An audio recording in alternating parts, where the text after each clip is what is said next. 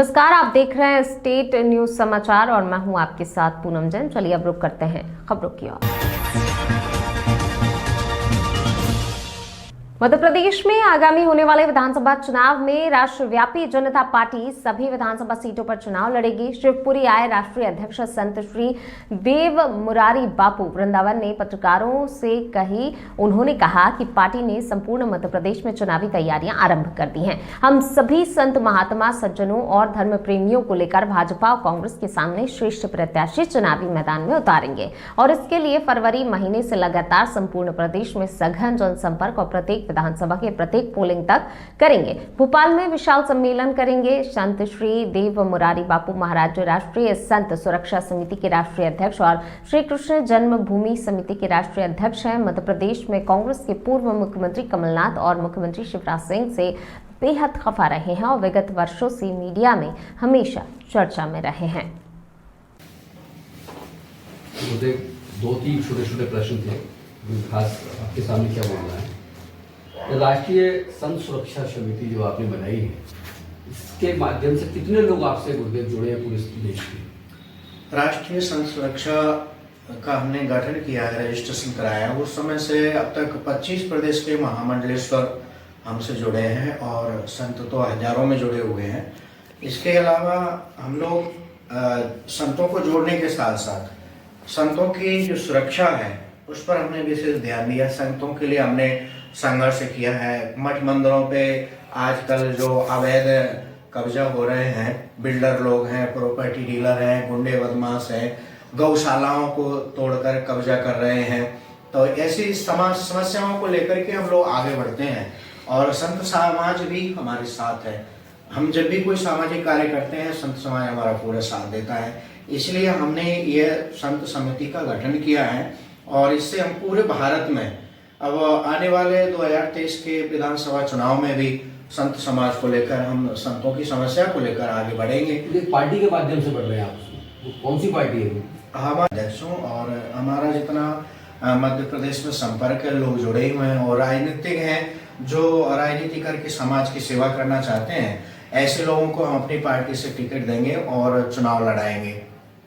इसके अलावा गुरुदेव, आपने पहले यूपी में चुनाव लड़ा, इस पार्टी ने आपके माध्यम से, और अन्य प्रांतों में भी लड़ा, लोकसभा में भी लड़ा। कितना % वोट रहा इसका उधर देखा जाए तो? क्योंकि नई पार्टी थी तो स्वाभाविक बात है कि परसेंटेज की बात जरूर। हाँ जी, बिल्कुल। परसेंटेज का तो ऐसा है, जितना ज्यादा मजबूती से कोई भी पार्टी लड़ती है तो उतने ही मजबूती से उसको वोट मिलता है, जनाधार मिलता है। आपके कैंडिडेट को कितने %? हमने कैंडिडेट लड़ा नहीं सके थे, क्योंकि हमने जब अपने कैंडिडेट उतारे तो भाजपा वाले हमारे लोगों को दबाव में डालने लगे और उन्होंने फिर अंत में हमसे समर्थन लिया। लेकिन अब इस बार हम MP के चुनाव में हम इसकी पूरी तैयारी में हैं और इसके लिए पूरा 1 वर्ष हम लोग। तो कमलनाथ जी भी जो है मुख्यमंत्री, पूर्व मुख्यमंत्री, वो भी तो संतों को जोड़ रहे हैं और लगातार संतों के साथ मिलकर काम कर रहे हैं और शिवराज जी तो संतों को लेके ही चल रहे हैं। इस बीच में ऐसा तो नहीं कि आपके संत बंटवारा हो जाएगा? नहीं, ऐसा है कि ये दोनों लोग जिनको लेकर चल रहे हैं वो केवल मध्य प्रदेश की संत समिति है, वो उससे जुड़े हुए लोग हैं और हमारे पास पूरे भारत के 25 प्रदेशों के संत महामंडलेश्वर हैं। ये लोग अपना हर बार कोशिश यही की है कि संतों को मंच पे बुलाना, उनके पास जाना, फोटो खिंचवाना और संत चेहरा दिखाकर संतों को यूज करके इन्होंने वोट की राजनीति की है। लेकिन जब संत ही कोई संतों के बीच में चेहरा बनकर आएगा तो स्वाभाविक है संतों का रुझान संत के प्रति होगा। और संतों को चुनाव लड़ाना चाहते हैं? हम संत अगर लड़ना चाहेंगे तो संतों को भी लड़ाएंगे और जो संतों में श्रद्धा रखते हैं, धर्म के प्रति आस्था रखते हैं, ऐसे लोगों को प्रमुखता से आगे बढ़ाएंगे। तो मध्य प्रदेश में क्या आप पूरी सीट लड़ेंगे?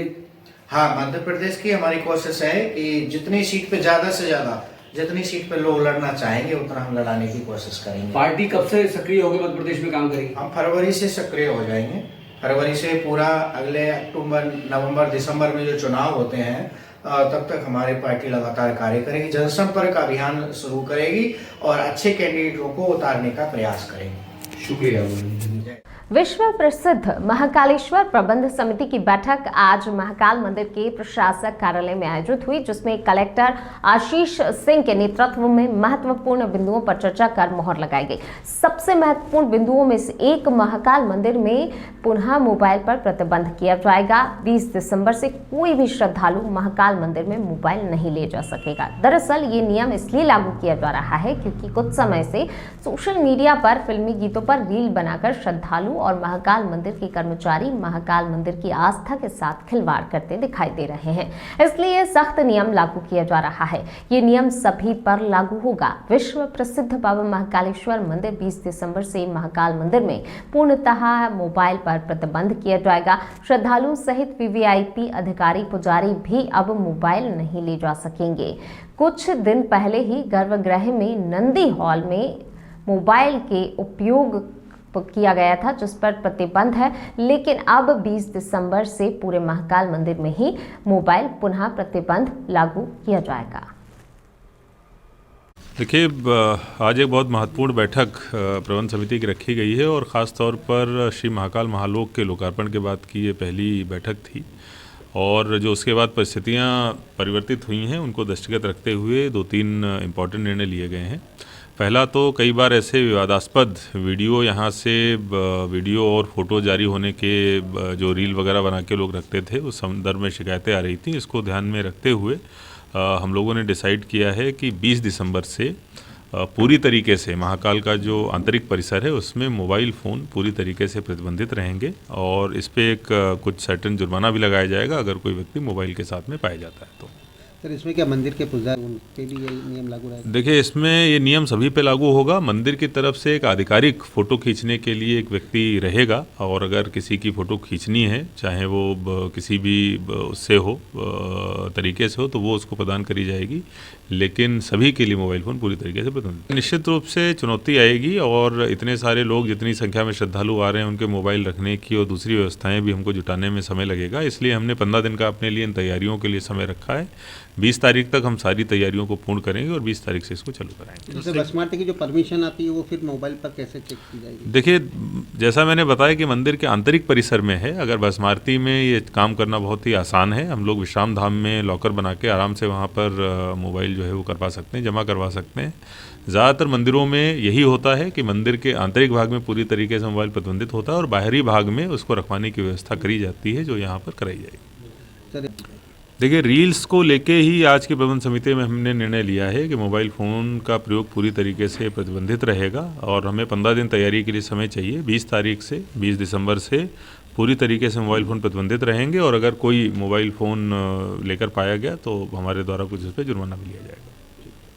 शिवपुरी नगर के सामाजिक संगठन स्थानीय गहोई समाज एवं गहोई भवन निर्माण समिति की संयुक्त बैठक का आयोजन सांवेल सर्कुल रोड पर गहोई वाटिका भवन निर्माण स्थल पर दोपहर 1 बजे संगठन के सदस्यों की उपस्थिति में संपन्न हुई। बैठक के दौरान भव्य गहोई वाटिका निर्माण के एवज में विचार विमर्श करते हुए महत्वपूर्ण बिंदुओं पर विचार विमर्श किया गया। विमर्श के बाद गहोई वाटिका भवन निर्माण के संबंध में निर्णय लिया गया कि जितने भी पूर्व के घोषणावीर बकायेदारों से राशि आना शेष है, उनसे विनम्र निवेदन कर राशि को आहरित किया जाएगा। इसके साथ ही मौके पर उपस्थित 20 सदस्यों द्वारा पूर्व निर्धारित राशि 11,000 रुपए प्रति सदस्य के द्वारा प्रदान की गई है।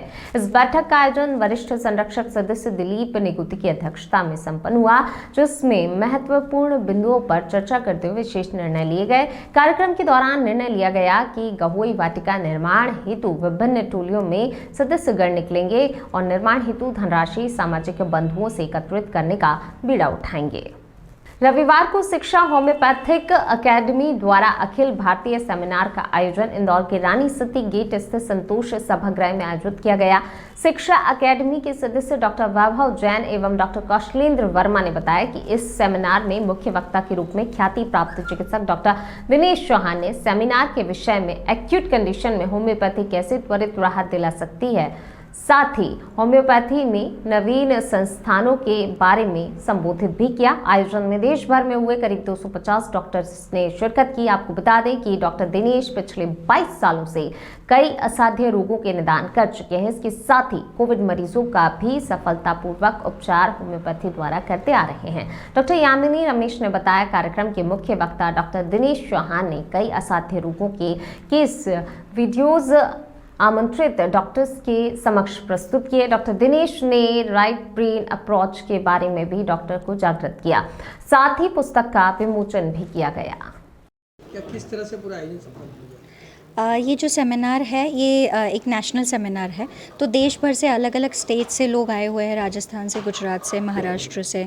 हमारे जो वक्ता है स्पीकर है डॉक्टर दिनेश चौहान, वो भी मुंबई से है और वो इंटरनेशनली अक्लेम्ड है। उन्होंने बहुत सारे रिसर्चेस किए हैं होम्योपैथी में और कोविड के दौरान उन्होंने बहुत सारे कई 100 मरीज़ों को ट्रीट किया और उसके बाद उन्होंने समझा कि किस तरह से और अच्छी तरह से होम्योपैथी हेल्प कर सकती है अक्यूट कंडीशंस में, जैसे कि सर्दी, बुखार, दस्त है। ऐसे में कई लोगों को लगता है कि होम्योपैथी स्लो होती है। जैसे कोविड बहुत बड़ी इमरजेंसी थी, पर उस वक्त गवर्नमेंट ने भी काफ़ी सपोर्ट किया और सभी होम्योपैथिक डॉक्टर्स ने बहुत सारे लोगों का इलाज किया और उसमें से 80 to 90% ऐसे लोग थे जिनको हॉस्पिटल नहीं जाना पड़ा, जिन्हें स्टेरॉइड्स नहीं लेने पड़े या बहुत ज़्यादा केमिकल वाले मेडिसिन नहीं लेने पड़े। होम्योपैथी पूरी तरह सेफ़ है और कई सारी कंडीशंस में काम करती है। उसी के केसेस जो है, केस वीडियोज़ है पूरे के पूरे, वो आज सर ने प्रेजेंट किए हैं और करीब 200 से ऊपर डॉक्टर्स हैं जो पूरे देश भर में से आए हैं। और ये जो आयोजन है ये शिक्षा होम्योपैथिक अकेडमी ने किया है, पूरी टीम ने। सारे डॉक्टर्स इंदौर और मालवा के ही हैं। दर्शकों के लिए क्या मैसेज है होम्योपैथी इलाज के लिए? दर्शकों के प्रति क्या कहना चाहिए? दर्शकों को एक ही मैसेज है कि जो लोग देख रहे हैं कि होम्योपैथी एक बहुत ही सुरक्षित माध्यम है किसी भी चीज़ को ठीक करने का, तो आप ज़रूर ट्राई करें और ऐसा ना समझें कि ये स्लो है। ये बिल्कुल स्लो नहीं है, बहुत फास्ट है। जब कोविड जैसी इमरजेंसी हैंडल कर सकते हैं तो बाकी चीज़ों का तो कोई बात ही नहीं है और परमानेंटली ठीक कर सकते हैं हम। सबसे बड़ी बात ये है कि टेम्पररी इलाज नहीं है, वो परमानेंट ट्रीटमेंट है। आपका इंट्रोडक्शन? मेरा नाम डॉक्टर यामिनी रमेश, मैं भी शिक्षा अकेडमी से हूँ। Gayatri Nagar N K main road में तड़के सुबह 4 बजे से लेकर 5 बजे के दरमियान एक फोर्ड कार तेज रफ्तार गाय को बचाने के चक्कर में अनियंत्रित होकर मेन रोड स्थित खंडेलवाल की दुकान में शटर में जाकर टकराई। टक्कर इतनी जोरदार रही कि कार के परकच्चे उड़ गए। स्थानीय लोगों के मुताबिक बताया जा रहा है कि कार चालक सुरक्षित है। कार में 3 लोग सवार थे जो कि सुरक्षित हैं। ज्यादा किसी को चोट नहीं लगी है, लेकिन जिस तरह कार भिड़ी है ऐसा लग रहा है जैसे चालक को चोट ज्यादा लगी हो। कार को बीच रास्ते से साइड में किया गया जिससे रास्ता बाधित न हो। 15 फीट चौड़ी सड़क में तेज रफ्तार से एक बहुत बड़ा हादसा होते होते बच गया। देखा जाए तो घटना का समय प्रातः काल ना होता तो कोई बड़ी अनहोनी हो सकती थी। इन दिनों रोड एक्सीडेंट आए दिन होते हुए नजर आ रहे हैं और उसका मुख्य कारण तेज रफ्तार ही है। क्या घटना थी? कल रात्रि में 3:55 पे तेज रफ्तार गाड़ी आ रही थी। शायद किसी गाय के कारण वो एक्सीडेंट हुआ है और ये जाके वो कटर में लगी है और मेरे पोल में भी टकराई है। इसके बाद गाड़ी आके रोड में गिर गई है और किसी को इससे कोई नुकसान नहीं हुआ है। कार में कितने लोग थे वैसे? कार में 3 लोग थे। तो चोट किसी को आई? चोट किसी को नहीं आई है, थोड़ा बहुत खरोंचे आई है। किसको आई थी खरोंचे? चालक को? खरोंच गाड़ी चालक को आई है। कहाँ के थे चालक, कुछ जानकारी? मंगल नगर के थे। तो उनको कहाँ लेके गए फिर? घर चले गए थे वो। मतलब अस्पताल लेके नहीं गए? नहीं, छोटी सी खरोंच आई थी तो घर ही लेके गए। लेकिन कार की स्थिति तो देख के बहुत ज़्यादा डैमेज लग रहा है, कैसा लग रहा है कुछ लोग? किसी को एयरबैग के कारण किसी को नुकसान नहीं हुआ है। क्या नाम है तुम्हारा? मेरा नाम ओम प्रकाश गुप्ता। क्या करते हैं आप? मेरी शॉप है सामने। हाँ। विगत दिनों नीमच जिले की सरवानिया महाराज नगर परिषद में स्थायी कर्मचारी सूरजमल द्वारा शासन की अंत्योदय राशन कार्ड योजना का कार्ड बनाकर शासन की दोहरी नीतियों का फायदा उठाना सामने आया था, जिसमें वास्तविक हितग्राहियों को शासन की योजनाओं का लाभ प्राप्त नहीं होकर समृद्ध एवं शासकीय कर्मचारियों द्वारा शासन योजनाओं का लाभ उठाया जा रहा है। इस संबंध में संपादक आशीष बंग द्वारा आज मंगलवार की जन सुनवाई में जिला नीमच अंतर्गत आने वाली समस्त नगर परिषदों के स्थायी कर्मचारियों के राशन कार्डों की जांच कर दोषियों के खिलाफ नियमानुसार कार्यवाही करने हेतु जिला कलेक्टर नीमच को ज्ञापन सौंपा गया। साथ ही जिन वास्तविक हितग्राहियों के बीपीएल, अंत्योदय राशन कार्ड, पात्रता पर्चियां, श्रमिक कार्ड इत्यादि नहीं बने हैं, उक्त नए कार्ड बनाने के संबंध में आदेश पारित हेतु भी मांग रखी गई है। हाँ बताए कि आप बड़ा और गंभीर मामला लेके आज जनसुनवाई में आए हैं, कैसा मामला है, क्या कुछ आप इसमें चाहते हैं? काफ़ी समय से देखा जा रहा था कि नगर परिषद सरवानिया महाराज की कई अनियमितता पकड़ी थी और मेरे द्वारा नगर परिषद सरवानिया महाराज की लगातार कवरेज प्रकाशित की जा रही थी। इन खबरों को प्रकाशित करते करते मेरे ऊपर कोई लोग मारने के लिए भी आए थे, धमकियाँ देने के लिए भी आए थे और इस प्रकार के नगर परिषद सरवानिया महाराज के 2 कर्मचारी है, श्रवण पिता नंदलाल प्रजापत और अजय कुमार पिता भंवर सिंह राणावत, जो कि नगर परिषद के कर्मचारी है। किसी महिला कर्मचारी द्वारा नीमच अनुसूचित जनजाति के अंदर एक आवेदन दिया गया था। उस आवेदन में मेरे द्वारा समझौता करवा के मैंने कर्मचारी को बचाया था, मगर वहीं मुझे अभद्र गालियाँ और इस प्रकार का सुनने को मिला।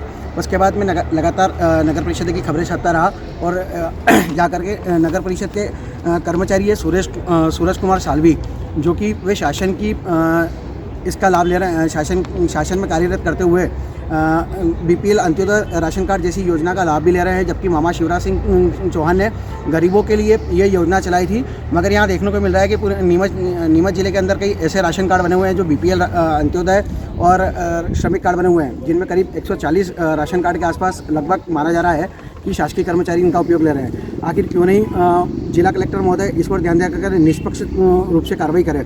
आज मैंने इसी प्रकार का आवेदन दिया है कि 12 ही नगर परिषदों के ऊपर जितने भी कर्मचारी कार्य करते हैं उनके राशन कार्ड की जांच की जाए और जो भी इसमें दोषी पाया जाता है उसके ऊपर कानूनी कार्रवाई करे और पद से पृथक करने की मांग है। मतलब एक तरफ तो हमारे मुख्यमंत्री, प्रधानमंत्री गरीबों के हित की बात कर रहे हैं और जो सक्षम लोग हैं वही गरीबों का राशन खा रहे हैं। हाँ, यही माननीय मुख्यमंत्री जी, जबकि है ना कोविड से लेकर के अभी तक लोगों के लिए योजना निकाली है, उन्होंने गरीबों के लिए मदद करने के लिए बताया गया, मगर यहाँ माननीय मुख्यमंत्री जी को पता नहीं है कि उनके ही जो शासकीय कर्मचारी हैं वो इन चीज़ों का लाभ ले रहे हैं। और यदि निष्पक्ष जांच की जाएगी तो ऐसे कई और मुद्दे निकलेंगे।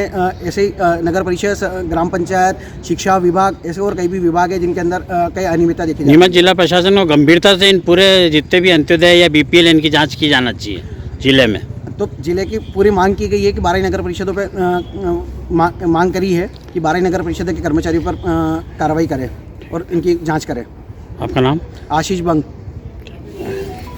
कटनी कल रात करीब 11:30 बजे होटल संतुष्टि बराही रोड स्थित रेलवे स्टेशन के पास कटनी थाना कोतवाली में 2 लोगों ने होटल में बम फेंककर भागे। 2 बम संतुष्टि होटल में फेंके, जिसमें से एक ब्लास्ट हुआ और दूसरा बम नहीं फटा, जिससे पुलिस ने अपने कब्जे में लेकर जब्त किया और बम को पानी में डालकर अपने साथ ले गई। हुआ यूं कि एक दिन पहले बरही रोड निवासी होटल संतुष्टि के संचालक ने बताया कि शिब्बू गोस्वामी और हरी उर्फ बब्बू बर्मन ने होटल में आकर शराब पीने के लिए 500 रुपए मांगे और तेल मांगा। पैसा न देने पर उसने होटल कर्मचारियों के साथ जमकर मारपीट की और होटल में चिप के बड़े पत्थर और ईंट वगैरह होटल में चलाए, जिसमें होटल के स्टाफ में मुन्नी भाई लोगों को चोट आई और फिर शिब्बू और हरी होटल से भाग गए। लिहाजा होटल संचालक ने पुलिस थाने में अपनी रिपोर्ट दर्ज कराई और हरी को पता चला कि रिपोर्ट लिखवाई गई है।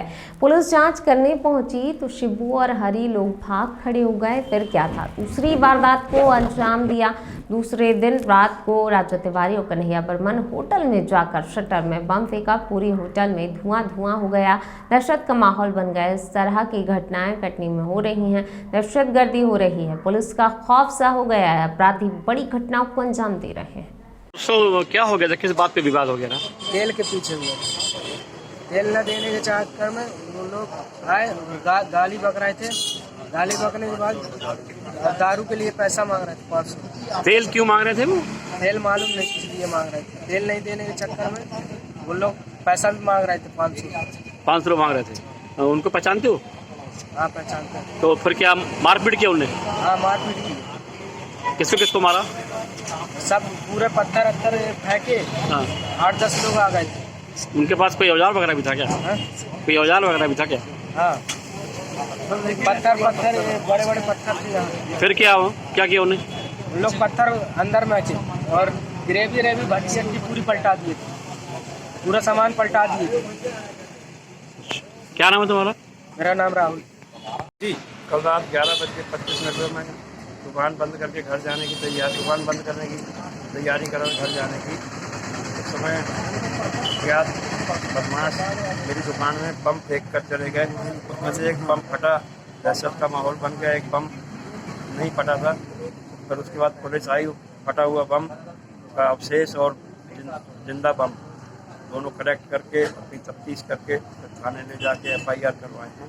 कौन लोग थे? राजा बर्मन और कन्हैया तिवारी। राजा तिवारी, कन्हैया बर्मन। क्या विवाद क्या है आप लोग?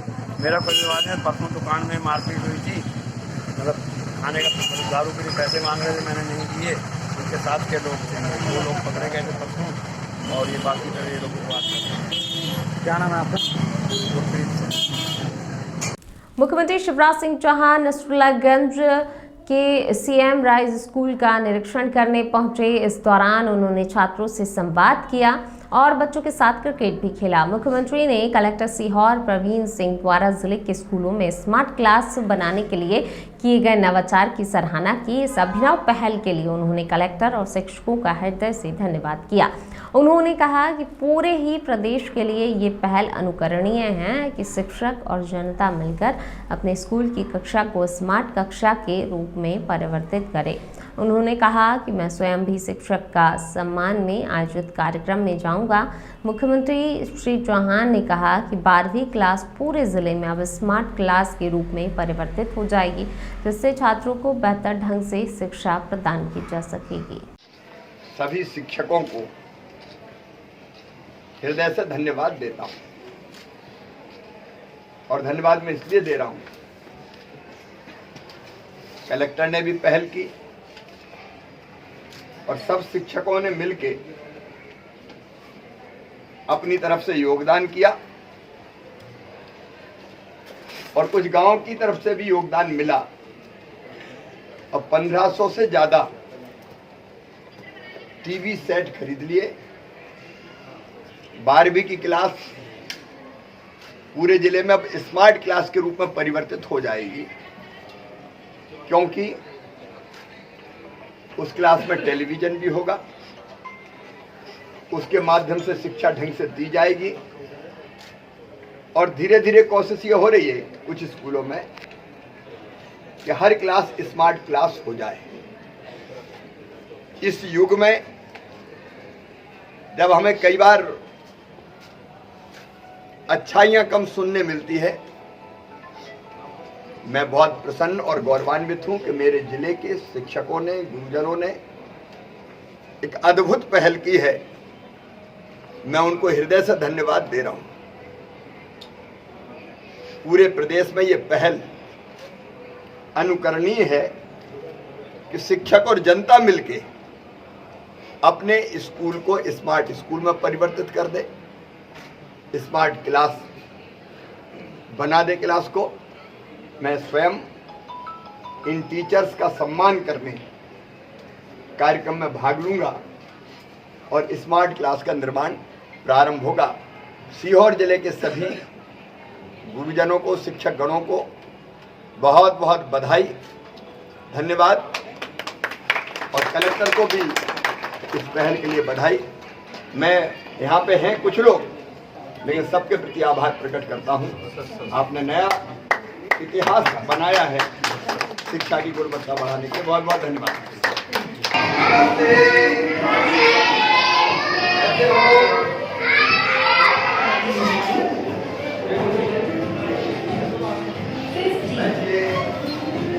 कौन सी क्लास है ये? कितने बजे से कितने लगती है? अभी ये क्या बज रहा है और उधर क्या चल रहा है? कैसा स्कूल आना कैसा लगता है? और फिलहाल खबरों में बस इतना ही। और खबरों के लिए लगातार बने रहिए स्टेट न्यूज के साथ। नमस्कार।